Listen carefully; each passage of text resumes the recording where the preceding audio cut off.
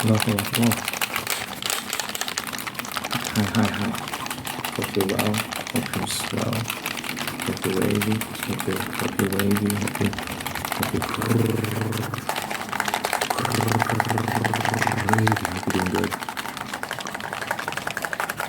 Hope you're doing nice. Hope you're doing amazing. Hope you're doing amazing. Hope you're doing really good.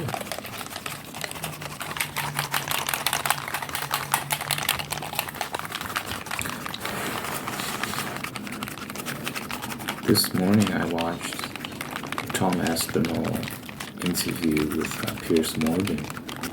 Piers Morgan was interviewing Tom Aspinall, the UFC fighter. I've seen clips of his before, like Tom. I've seen clips of his YouTube channel and stuff like that. I've seen a few clips of him fighting and I've seen him talking about Jon Jones. He seemed like a nice enough guy, but yeah, I like this interview. I think he comes off as very personable, a very likable guy. I can see why people like him.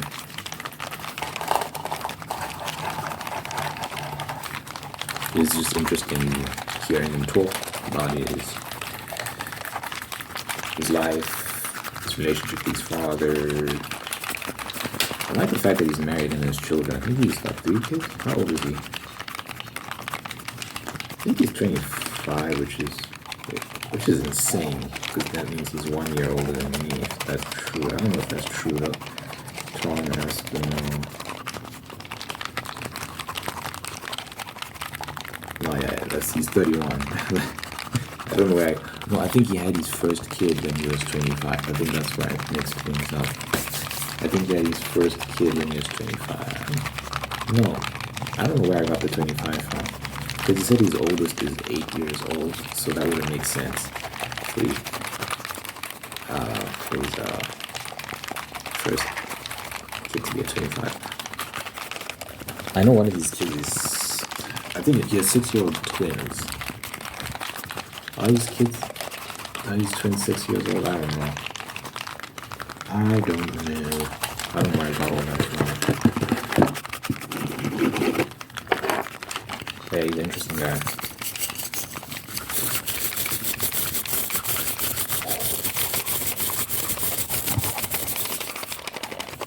You know what? If he does manage to beat Jon, I'm rooting for Jon Jones. I want Jon to win. But if Tom does manage to beat Jon, I think the division will be in good hands. I think he'll be a good champion. I think he sets a good example. Seems like a humble guy, and I like him. I think he's cool.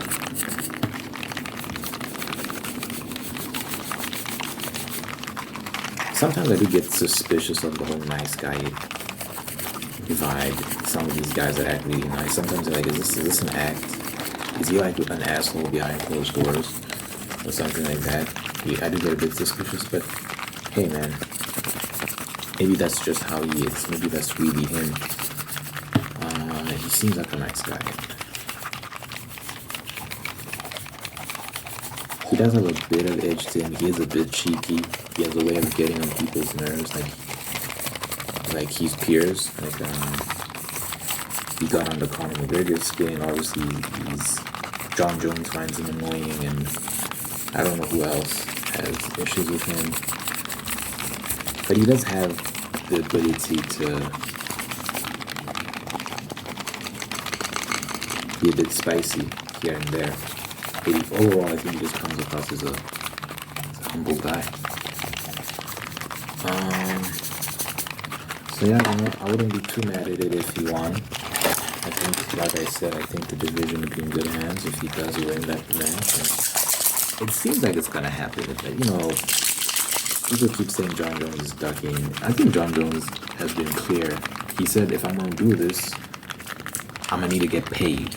I'm gonna have to get paid serious money. I think that's what Jon has been saying all along. Like, he doesn't think it's worth his time unless he gets paid. And Tom was on that interview saying Dana told him, Tom, that the match is definitely gonna happen. So I think Dana White, the guy who runs the UFC, he has a plan to get Johnny's money. He has a plan to pay John the amount of money that he wants. I don't know how much money John wants. There's probably tens of millions of dollars. So, yeah. I think it's gonna happen. I think it's definitely, well, I don't know about definitely, nothing's definite, but yeah, I think there's a good chance this fight goes down. And yeah, if John wins, I wonder what all the haters are gonna say. What's the excuse gonna be this time? If John beats Tom's ass, he wins decisively. And John has to win decisively, because if he gets like some points victory, they're gonna say it's rigged, or they won't give it to him if he just gets it by points. I think he has to win decisively. Even if he does win by points, it has to be like a dominant performance where you just can't deny it. I mean, they'll find a way. They'll accuse him of using PEDs or whatever. They'll find a way to discredit him. They won't be content with just saying, okay, he lost.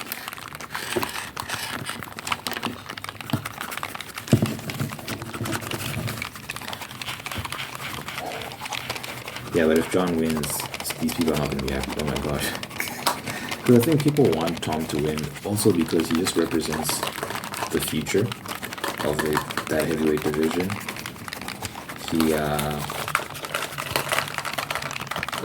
Again, he's a nice guy, humble guy, and I think he'd be just a good, entertaining champion. But I think what tends to happen with a lot of these champions, if they win for too long, people turn on them. So we'll see if Tom does become champion, we'll see how long it takes before people kind of sour on him as well. Because there was a time, believe it or not, it wasn't that long ago, it was like 2 seconds ago, where people liked Jon Jones, loved him. And then at some point, everyone just became, he had an injury and he wasn't as active anymore. People just started saying he's holding the division hostage, all this sort of stuff. And now they're just trying to discredit him and saying he's overrated. And they're just turning on him. It's very fascinating how that works. These crowds are fickle, man. One moment they love you, the next you're trash. It's ridiculous.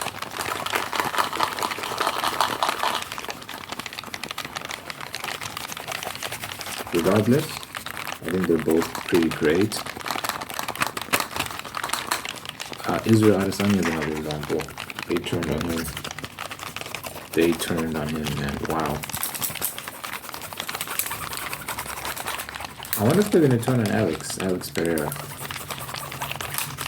Will they turn on him? We'll see. I think you just need to be dominant for long enough, and then people will get tired of you and start talking shit. I think that's the rule. Just win for long enough of a period of time.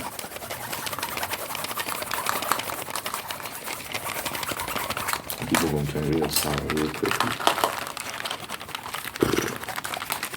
Anyway, we'll see if there are any announcements that come out from there.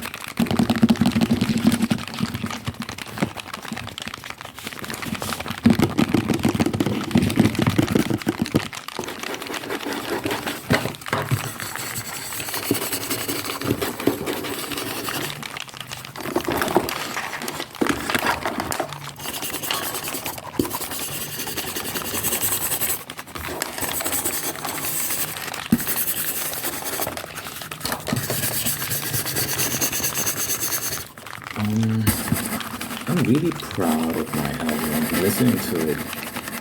First of all, I like that it's short, 25 minutes. You got a lot of long albums these days, an hour plus. I think people do it for streaming numbers, and it just helps when your album is long. It helps on these streaming platforms, and you got this long ass album.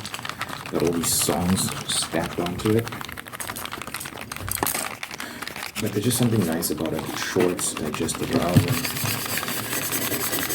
Not that I think when it comes to albums, artists should do what they want. If you want to make it a long album, make a long album. I think it depends on the artist. Some artists make long songs, 5 minute, 6 minute songs. It depends on what you're into. I make short songs, 2 minutes, 2 minutes 30 seconds, sometimes 3. It's rare that I make something that's 4 minutes or 5 minutes or something like that. I got a couple songs that are of that length, but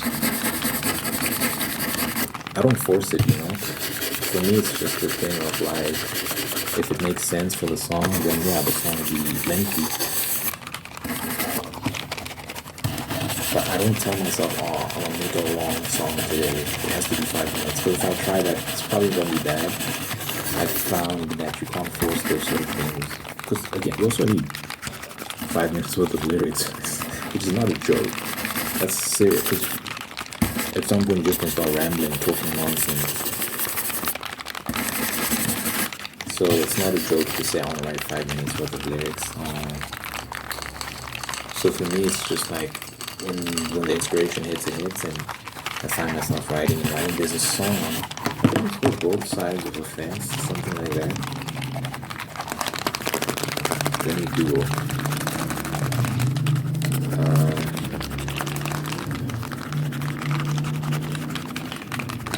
Yeah, it's called Both Sides. Oh yeah, I almost played it. 5 minutes, 18 seconds. 5 minutes, 18 seconds. Pretty long. And that song, I think it had like 3 or 4 verses. The last verse was longer than the other ones. And it's just going in because I was rapping about some experience I had with a girl back in the day, and I had a lot of material to share about that. I had a lot of thoughts on that. And it just came out. It ended up being 5 minutes, 18 seconds. It's part of this 7-pack song. I mean, it's part of the 7-pack album. Spotify puts an album. You can go to EP, I don't know. Part of this pack of 7 songs. It's called Both Sides of a Fence.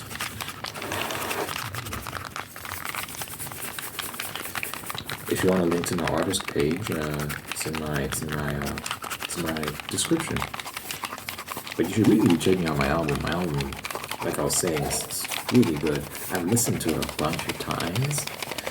Thank you to everyone that has checked it out. It's really encouraging when I see people commenting and saying, yo, I listened to this song, I listened to that song, I listened to the whole album.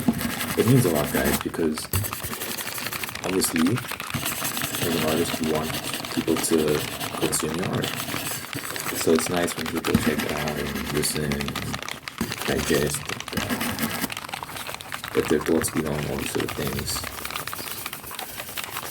And yeah, the goal is to just get to a point where it's self-sustaining, like I have a dedicated music audience. That'd be so amazing. That'd be incredible. Where you just know that I could never promote it on this channel ever again. Like the songs, the music, and they'll still be doing really well. Because I've just generated an audience that listens to me for the music. That's the goal. I'm really proud of what I accomplished with this album. I like the diversity of the sound selection, the genres that play. I love the lyricism. I love the fact that I got songs that I'm talking about love. I got songs I'm talking about, life and getting into depth about different concepts. And I love that I'm also just, performing my little rap reflex, talking tough, being braggadocious, all that sort of stuff. It's a nice mix, it's a nice balance of different types of music, and it's in this very digestible 25-minute format. So it has a lot of replay value as well. Like, I found myself once it reaches the last song ends, I want to play again. I want to play one of the songs again. It's nice. So I'm proud of what I've done there. And I'm looking forward to the next one. I'm looking forward to the next album. Whenever that is, it's probably going to be short again. I'm just falling in love with the short album formats. You know, I listen to a lot of Astrid Gilberto, which is Brazilian songstress. She's no longer with us. She's late. She died a while ago. Well, she died recently, actually. I think she died a couple years ago. Astrid Gilberto. She died last year, 5th of June 2023.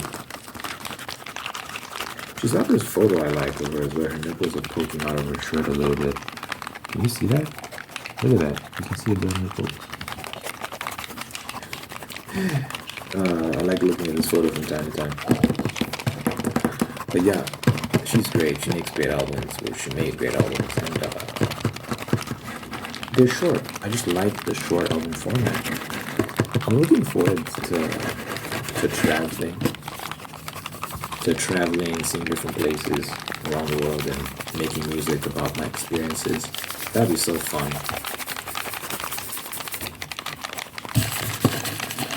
That'd be so fun to do. Because I'm just picturing taking pictures and using them as album art and stuff like that. So I'm looking forward to seeing what sort of music gets inspired from traveling and meeting people and having different experiences. It's so fun making music, man. It's so fun.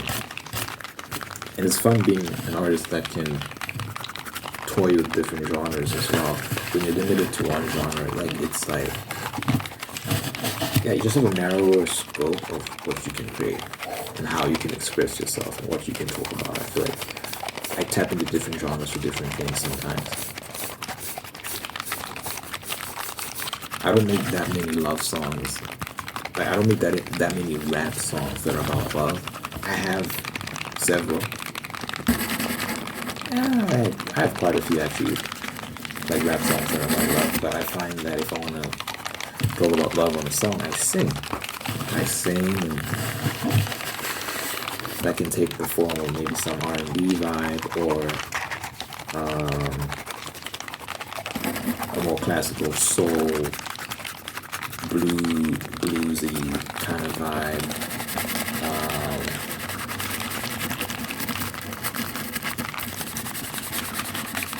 Or you can just some contemporary style.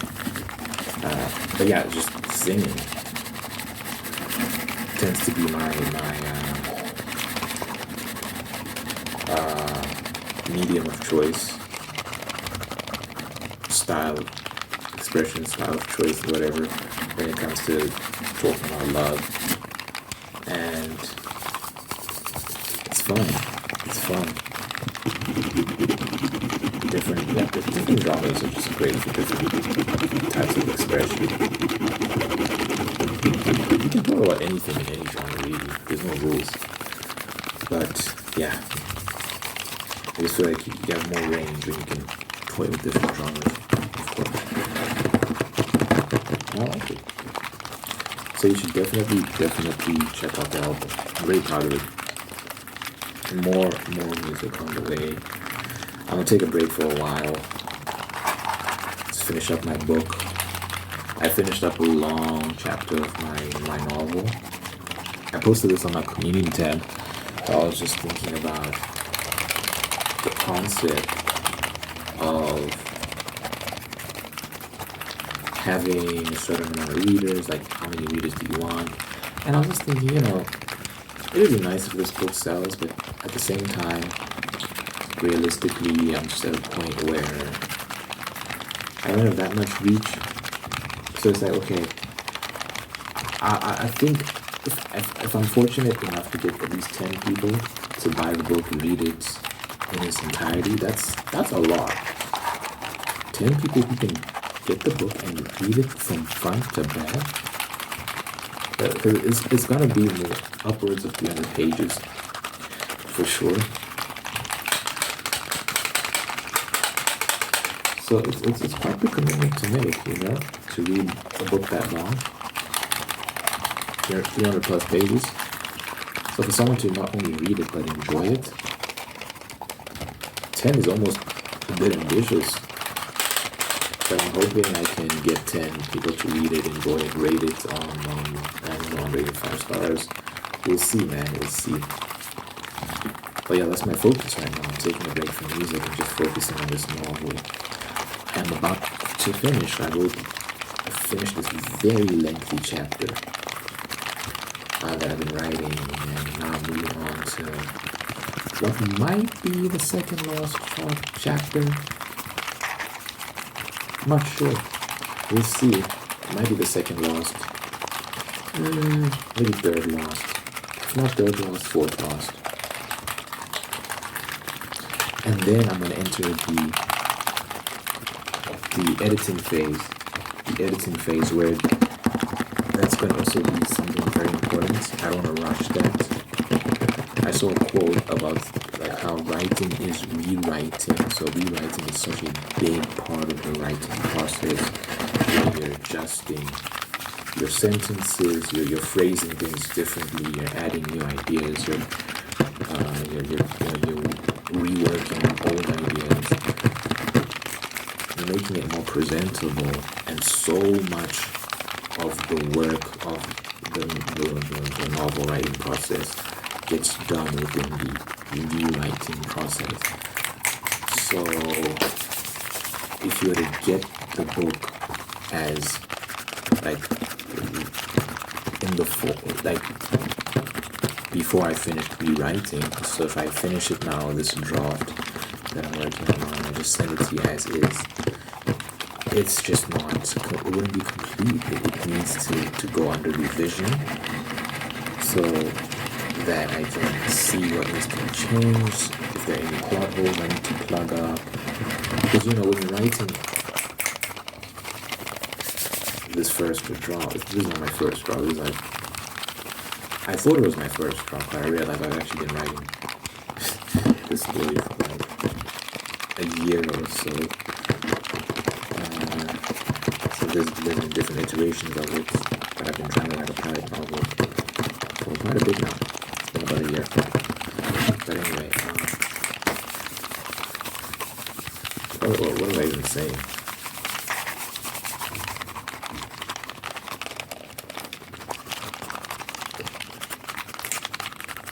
This first draft, this version, yeah, like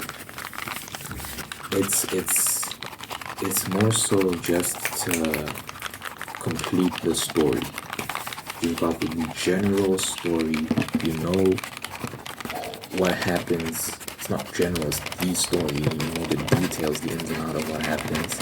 And then once you finish writing that, it's like, okay, the story's done, but now I just need to work on it. I need to tweak it. I need to make adjustments.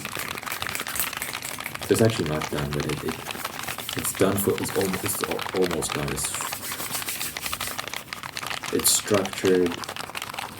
A lot of the pieces are in place. Now it's just making sure that everything is working as it should. It makes sense. There's consistency. My grammar's on point. My diction is on point.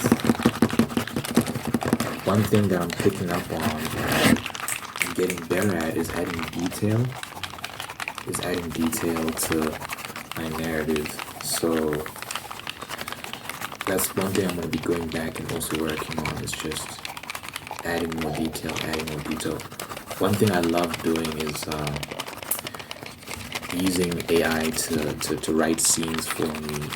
Not write my scenes, but to depict, for example, yes, I actually did this yesterday. I said, I wasn't even writing at the time. I just wanted to, because I was thinking about, like, how would I describe someone walking through a field of grass? If someone's walking through a field of grass, how do you describe that in a way that is very visual and engages the senses? Because that's a big thing for me now, right? That's a big thing I think about a lot, is engaging the senses. There's this concept in writing that you want to engage sight, smell, taste, hearing, touch, all these sort of things, right? So how would I describe someone walking through a field of grass in a way that's a very engaging and yeah, it just engages the senses. cinematic, all these sort of things. And in my mind, I was like, well, I would describe how their feet press on the grass and it sinks into the grass, and the grass then rises as their feet lift, and all these sort of things, and the smell of the air, and all these sort of things, and with the feel of the wind on your skin, the sunlight, the warmth of the sun, the flowers. I'd describe these things, but I was like, then you ask AI to describe the exact same scene and see how it does it. And it does such a good job of it makes it quite lengthy, which I think can be tedious to read, because you get the point at some point. Okay, I get it. The field is very green, all these sort of things, and so I think what the AI does a bit too much of is it gets too descriptive. But anyway, it's neither here nor there. It's exactly the same as what you'd be doing if you're reading a book. So I'm reading a book right now called Birds of Prey. I've been reading that for a long time. And one of the scenes that inspired me. So there's a scene from Birds of Prey where this is also a pirate novel, by the way. Birds of Prey is about pirates, and there's a scene where they stop by a lagoon and the pirates start bathing in the lagoon. And this lady on board the ship looks through a window and sees one of the guys bathing, and she's attracted to his body and all these sort of things. And the writers just describing that whole scene, and I took great inspiration from that, and I made my own version of that scene. Literally same thing. Ship stops by the lagoon to bathe, but then I put my own little twist on it. And that's what writing is. It's you have, because I used to be of the mindset of I don't need to read. I don't need to read in order to write. I can just write by myself and conjure things solely within my own mind, or all these sort of things. And yeah, it's just not a good way to do things, man. I would not advise it, because you're robbing yourself of real inspiration. And I think there's only so far you can go when you're doing things like that. I think it's so good to learn from others, and you learn all these different techniques, and you learn new words, you learn new styles of writing, all these sort of things. So yeah, with novel writing, I mean, with coming, like, looking for inspiration, I do the same thing with AI. I ask AI to write scenes for me that I can read and learn from. But it's not about copying or anything like that. It's just about getting inspiration. And the benefit of AI is that it's really good. So one of the drawbacks of reading, like, from real authors is that not every author is good. So you're gonna have to parse through the nonsense to get to the good stuff. And it can take a lot of time. When you ask AI to write something for you, it's going to be good, and it's going to be really descriptive, and it's going to use the best language available, and that's very, very helpful. And yeah, again, it's not about copy pasting or anything like that. In the same way I would read a novel and gain inspiration from that. It's just the same thing with AI. Just looking for inspiration, fresh ideas. One thing I'm using that I'm finding very useful is learning new words. Like, oh, I never thought about using the word in that context. Or learning new ways to describe things. I actually learned what I was telling you about the senses, engaging the senses. I mean, I've known this for a while, but the Grok AI, which is the AI I use, Grok, it actually gave me like advice. It actually wrote a passage giving advice saying, like, you really want to engage the senses, and it went into detail about how to do that. I was like, this is actually very helpful. And this informed the way that I'm writing now. And yeah, it's just a tool. It's just a training tool in my eyes. It's a training tool, training companion. And yeah, I use it here and there. And there are many times where I don't use it. I just write. Yeah, I just write. I always just write, but there's times where I'm not really looking for inspiration. I just go off of the strength of my own thoughts, my own ideas, all these sort of things. But yeah, I think it's such a beautiful tool, man, and I think it can help a lot of people if you know how to use it right. It's such a powerful tool, man. So I'm very happy about that. And I think it'll help in the editing process as well. Just like with certain scenes, for example, ship battles, I'm probably gonna use it to, because it's a very specific thing, right? It's a very specific thing you're gonna be asking for that you don't always find. Like, so write a good ship battle that is set during a storm, that involves one crew boarding the ship of the other crew, for example, or something like that. It's a very specific request, and sometimes it's very hard to find a novel that has that exact scene that you can draw inspiration from. Because again, as a writer, you want to see someone else do it, so you know the cues to take and how to structure it, so on and so forth. It's not about copying, because some people will say, "Oh, like, you're just copying it." No. It's about getting guidance, knowing what direction to go in. Because when you freeball everything yourself, that's how you end up not being very accurate, not making much sense. Because you're literally just making stuff up, and there's only your imagination can only go so far. You're gonna have to lean on some good material, or someone got it right, so that you know like what to do and where to go, all these sort of things. And ship battles, like, they're very technical. So for example, I was reading Birds of Prey, and I was learning about how you can use urine to prepare gunpowder and all these sort of things. Is actually very helpful. I was also learning about how water can tamper with your guns and make them ineffective, so you don't want to get your gunpowder wet. So during a storm, you want to protect your cannons, you want to protect your gunpowder, things like that. These are things you just won't know if you don't read. You're just not going to know that if you don't read someone else's work.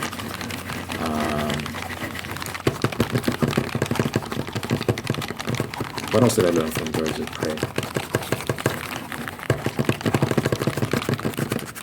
Not Birds of Prey, but there's another book I read on Stranger Tides, where it was describing a sword fight, and there's a particular sword move called the pirouette, where you're basically spinning on your heel, and you bring the sword around and stuff like that. And I was learning about that. I was learning about voodoo magic and the different deterrents for ghosts and things of that nature. Like what attracts ghosts, what dispels them. And this is actually based in real life voodoo and actual witchcraft practice and all these sort of things. It's actually a religion. Yeah, it's actually real. And yeah, you learn these things by reading, and you get so much inspiration from them. And I take some of those ideas and I make them my own. But it's not copying. It's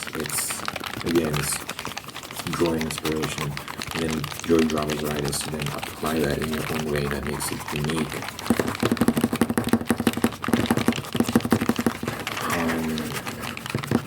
So that's how you can have Star Wars, which is inspired by Dune, but Star Wars is still its own thing, But you can see that, okay, Star Wars is inspired by Dune. And the writer of Doom would have been inspired by maybe Isaac Asimov and his Foundation series. Where everyone's inspired by something, and it's okay for artists to grow from each other. It's actually an essential part of the process, I believe,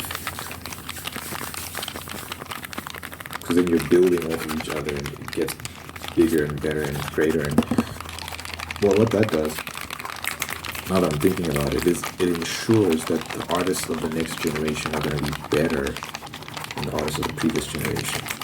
Which is why it's a problem when artists kind of frown upon or turn their noses at the classical works. Because you've got a lot of artists these days that they don't really care for classical literature. They don't feel the need to read the stuff that came before them. But it's like, for me, it's like, no, I want to know how they did it, and if there's anything I can take from them and learn and apply in my own work to make me better. And I think that gives me an edge over someone that doesn't do that. Definitely. And on top of that, I have the benefit of AI, which just can generate scenes for me, and I don't have to go look for it in some book somewhere. Because sometimes you don't even know where to start to look. You know what you want, but you don't know where to find it. But AI just gives you what you want, and then you can learn from that. So combined with me reading all that stuff and AI help and all this and the internet, I can watch YouTube videos. Brandon Sanderson has writing courses where he's telling me about how to plan a novel, how to do character profiles and all these sort of things. Like, the idea is that generation by generation, writers should be getting better, more advanced, and displaying more advanced techniques. We're not seeing that right now.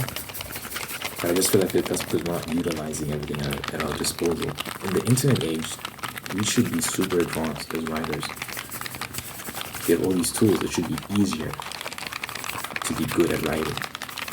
Back then, it's like, if you're a writer in some village somewhere with J.R. Tolkien in the British countryside, and you don't have much to lean on, except your notes and some things that you've read, and there's not too many people doing what you've done and writing all these fantasy epics and whatnot. Like, it's harder to be great. But in this era, we should be having more J.R.R. Tolkien types, but we don't. And that's embarrassing. It's an indictment on our work ethic, our creativity, and all that sort of stuff. So for me, I want to take full advantage of the tools at my disposal and be great. Anyway, the book will be out soon, and you judge for yourself if it's great or not. Not up to date. I did follow a lot of things in the job. Thanks for making it more unique and not knowing the path towards peace, prosperity, and purpose. Thanks for blessing this person. Thanks for giving a life. Love them. Take care of them. Give the absolute best out of them. And thank you for maintaining lives that are ready to do the same thing.